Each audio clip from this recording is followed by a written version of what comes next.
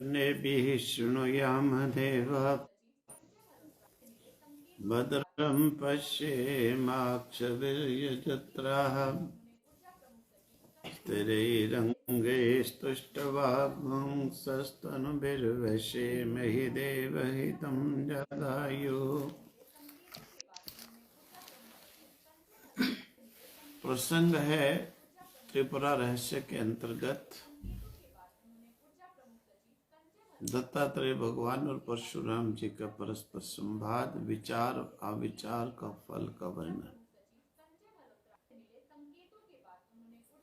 दत्तात्रेय जी कहते हैं, दत्तात्रेय प्रोक्त वचाः श्रुत्वा अत्यंत सुकौतुकी जमदग्न्या पुनरपि पप्रच्छ विनयान्वितः भगवन् गुरुनाथोक्तं भवता यत्तथैव तत् अविचारात् परो नाशासं प्रातः सर्वथा जनैः।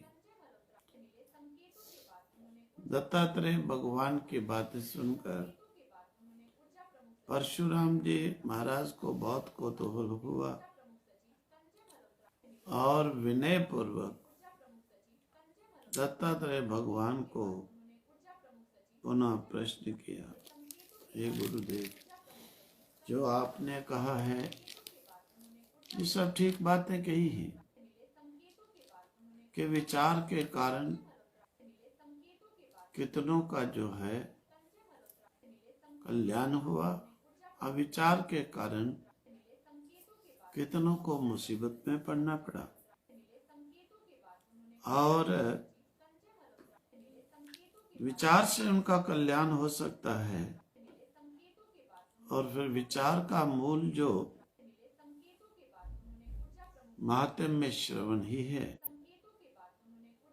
ये भी मैंने सुना। परंतु हे गुरुदेव, एक मुझे बड़ा संदेह है। सन्नमहं प्राप्तो दशांशे फलोदयाम् बिना सत्संगता केन प्राप्तं श्रेया परम कदा। परशुराम जी सुनो, मैं आपको सब जो सुख का, सत्संग का, कल्याण का मूल कारण है वो बताता हूँ कि सत्पुरुषों का जो संग है, सत्पुरुषों की जो संगत है, सत्पुरुषों का जो श्रवण है, यही सबसे बड़ा प्रधान कारण है दुखों की निवृत्ति करने का। सबसे बड़ा यही साधन है।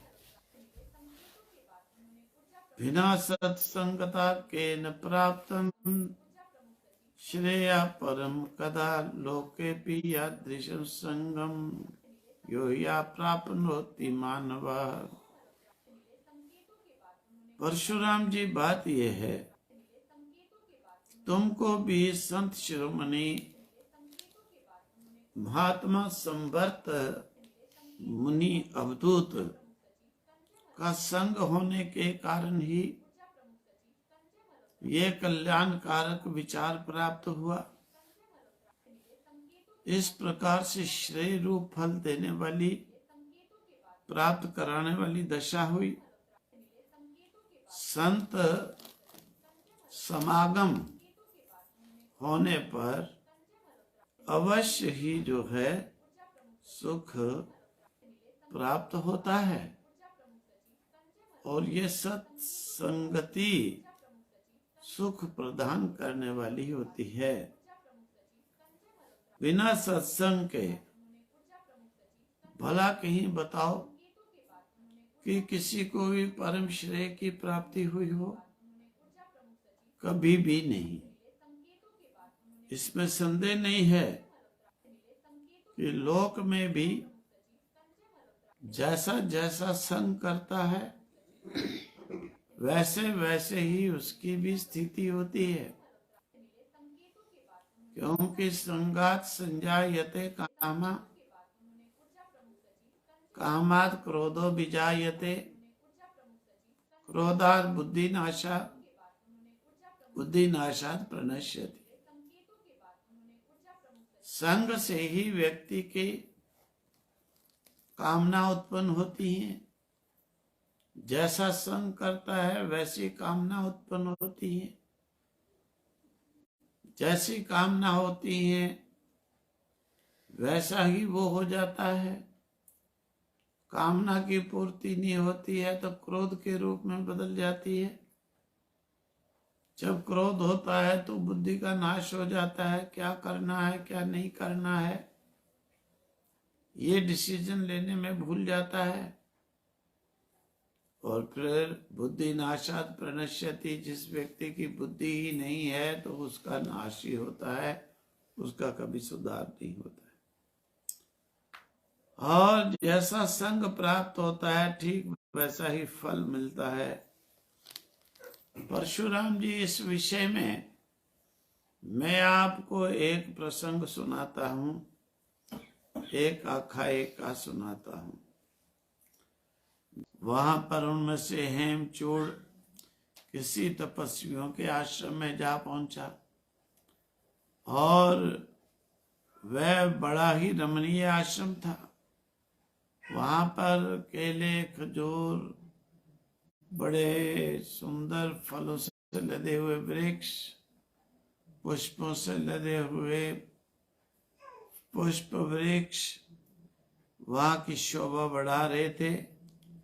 वहां पर उन्होंने अग्नि के समान तेजस्वी एक कन्या को देखा और उसका शरीर क्या था, सोने के समान एकदम तपाया हुआ, कांतिमान, लक्ष्मी के समान। उस कन्या को देखकर राजकुमार ने उससे पति राजपुत्रम युक्त्या अब्रवीत इदम राजपुत्र शृणु वचो नाम त्वयि विरागिनी। वह राजपुत्र सुनो, मैं तुमको वैराग्य, तुमको जो है तत्व ज्ञान, तत्व का बोध कराना चाहती हूं। इसलिए उसने युक्ति पूर्वक बोलना आरंभ किया। सुनिए राजकुमार, ये बात नहीं, तुमने विवाह किया है तो मेरा तुम्हारी तरफ प्रेम नहीं, किंतु मैं इस उधेड़ में ही दिन रात लगी रहती हूं कि इस लोक में सबसे प्रिय वस्तु क्या है, अप्रिय क्या है, और इसी प्रिय अप्रिय के ढूंढने में ही मेरा दिन रात बीत जाते हैं। व्यक्ति का हित करने वाली कौन सी चीज है, अहित करने वाली कौन सी चीज है। संसार में क्या हमारा कोई प्रिय है, कौन हमारा अप्रिय है। यही उधेड़ ढूंढते ढूंढते ही मेरे समय बीत जाता है, परंतु अभी तक मुझे इसका निर्णय नहीं हो पाया।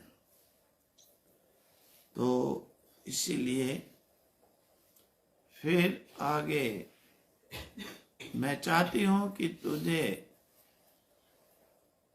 जो तत्व बोध मुझे है तुम्हें भी हो। आगे फिर उस तत्व बोध का वर्णन होगा। ओम तत्सत। शिव शंकर भगवान की जय।